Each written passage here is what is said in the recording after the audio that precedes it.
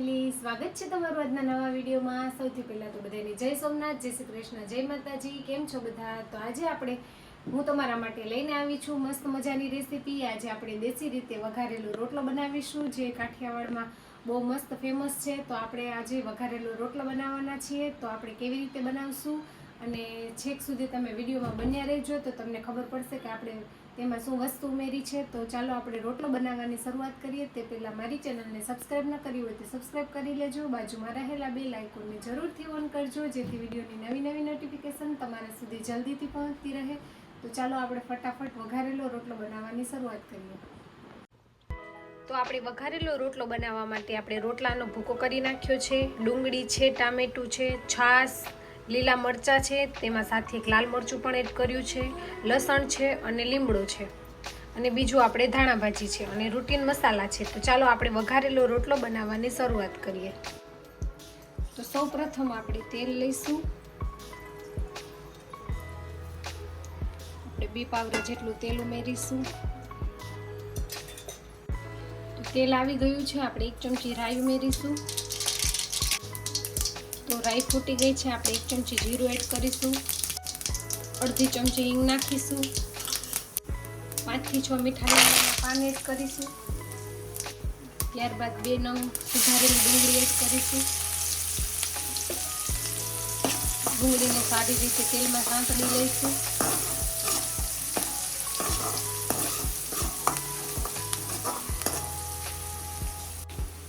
લસણના કટકા કરી લીધેલા છે તે લઈશું, ઝીણું ઝીણું સુધારેલું છે,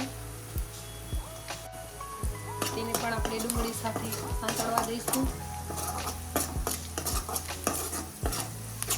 ડુંગળી અને લસણને સારી રીતે તેલમાં સાંતળી લઈએ। ડુંગળીનો કલર થોડો ચેન્જ થઈ ગયો છે, આપણે લીલા મરચાં એડ કરીશું, તેને પણ આપણે સારી રીતે તેલમાં સાંતળી લઈશું।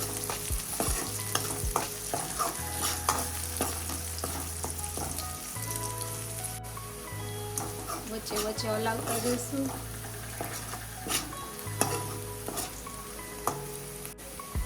એક નંગ ટામેટું સુધારેલું છે તેને એડ કરીશું। ટામેટાને પણ સારી રીતે હલાવી અને સાંતળી લઈશું।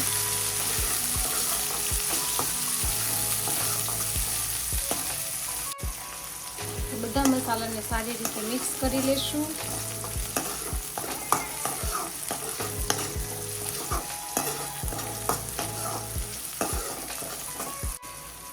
હવે આપણે મસાલા કરીશું।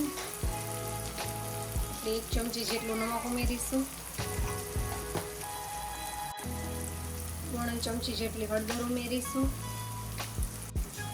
1 ચમચી લાલ મરચું પાવડર એડ કરીશું, 1 ચમચી ધાણા જીરું નાખીશું। બધા મસાલાને સારી રીતે મિક્સ કરી લેશું।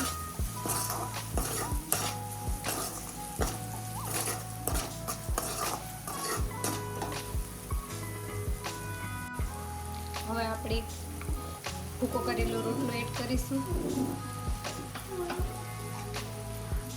સારી રીતે હલાવી લેશું, જેથી રોટલો અને મસાલો બધો મિક્સ થઈ જાય।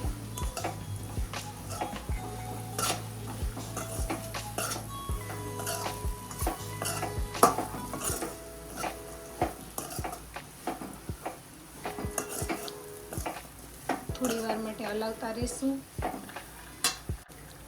હવે આપણે છાશ એડ કરીશું। આપણે 2 ગ્લાસ જેટલી છાશ એડ કરીશું, સારી રીતે હલાવી લઈશું।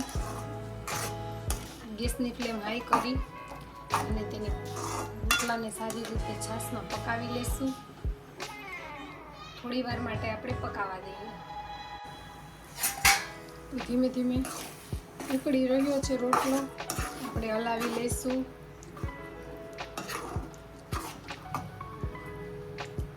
આપણે છાશ બળી જાય ત્યાં સુધી તેને હલાવતા રહીશું, જેથી એકદમ ઘાટો રોટલો તૈયાર થાય। આપણે ફરીવાર હલાવી લઈશું।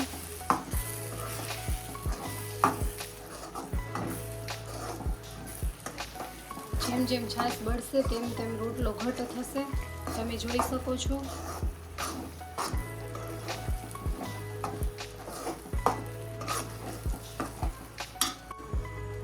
તો મસ્ત મજાનો વઘારેલો રોટલો બનીને તૈયાર છે.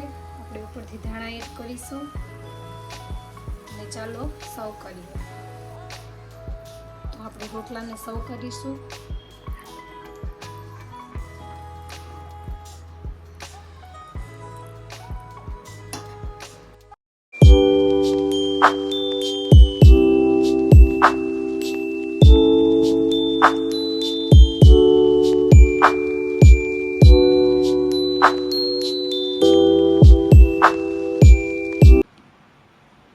તો ફેમિલી, આજની વઘારેલા રોટલાની રેસીપી તમને કેવી લાગી તે કમેન્ટ કરીને જણાવજો. અને મારી ચેનલમાં નવા હોય તો ચેનલને લાઈક, શેર અને સબસ્ક્રાઈબ કરવાનું ભૂલતા નહીં. તો મળશું રેસીપીના નવા વિડીયો સાથે. આવજો. જય સોમનાથ. Bye bye.